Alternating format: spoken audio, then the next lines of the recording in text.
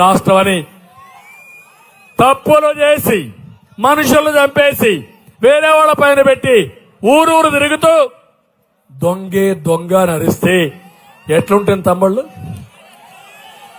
ఇప్పుడు అంటున్నాడు నాకెవరు లేరు, అందరూ ఓటైపోయారు, అందరు నేను మేనేజ్ చేశాను.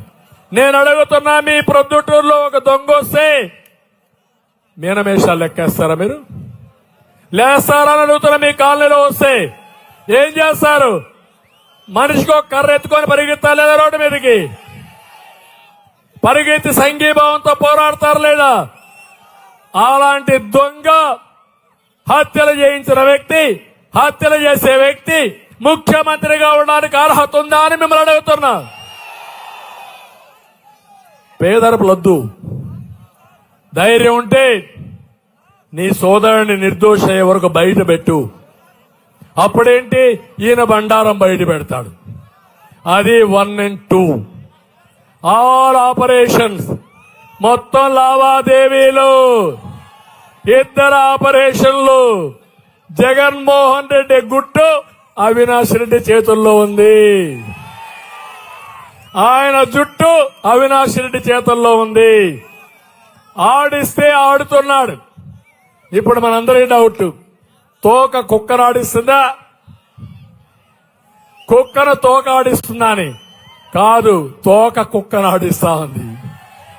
అదే జగన్మోహన్ రెడ్డి పరిస్థితి. ఈరోజు ఇలాంటి వాడు మీకు న్యాయం చేస్తాడా అని కడప గడ్డ నుంచి అడుగుతున్నా.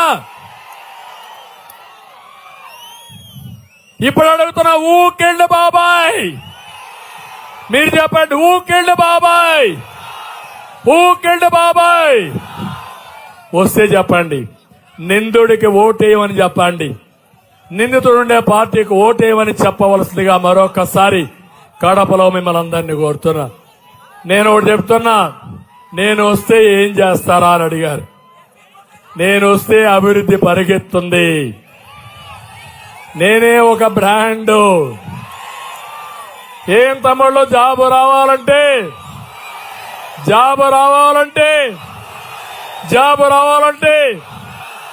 అది ఈరోజు. మీ ఉద్యోగాలు రావాలంటే రావాలి. అందుకే నేను అడుగుతున్నా మిమ్మల్ని అందరినీ. ఈరోజు నేను కొన్ని నిర్దిష్టమైన హామీలతో వచ్చాను. ఇది ఎట్లా సాధ్యం అంటున్నాడు జగన్మోహన్ రెడ్డి. జగన్మోహన్ రెడ్డి, నువ్వు పుట్టక మునుపటి నుంచి నేను రాజకీయాలు చేస్తున్నా. జగన్మోహన్ రెడ్డి కలలో మాట్లాడతా, మీ తండ్రితో మాట్లాడుకో, నా కథ ఏంటో చెప్తాడు. ఆయన కంటే ముందే ముఖ్యమంత్రి అయ్యా. హైదరాబాద్ నగరాన్ని నేనే ఫౌండేషన్ వేసా, నిర్మాణాలు చేశా.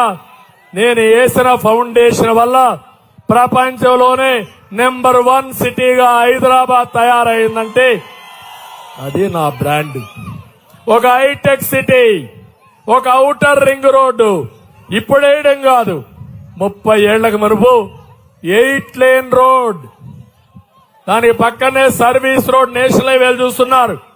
అలాంటిది 8 లేన్ రోడ్ వేసి సర్వీస్ రోడ్లు పెట్టి మెట్రో పెట్టి 165 కిలోమీటర్ల రూపకల్పన చేసిన రూపి శిల్పి నేనే. కాదంటారా మీరు? నేను అడుగుతున్నా. ఎయిర్పోర్ట్ ని 5,000 ఎకరాలు భూమి తీసుకుని ప్రైవేట్ లో BOT కింద ₹1 పెట్టుబడి పెట్టకుండా నిర్మాణం చేసింది నేనే. అది తెలుగుదేశం పార్టీ విజన్. ఇది నీ పాయిజన్. అందుకే ఒకే మాట అన్నా, నాది విజన్, జగన్ది పాయిజన్. అందుకే ఇప్పుడు కొత్తగా వచ్చా మీ దగ్గరికి.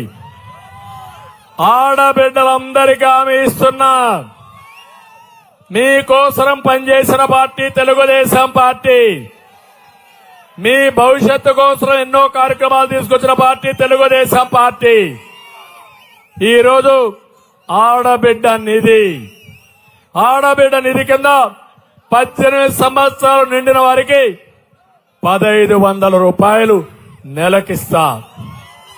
ఇద్దరుంటే 3,000, ముగ్గురుంటే 4,500, నలుగురుంటే 6,000. ఆంక్షలు లేవు. ఎట్లిస్తారని అడుగుతున్నా.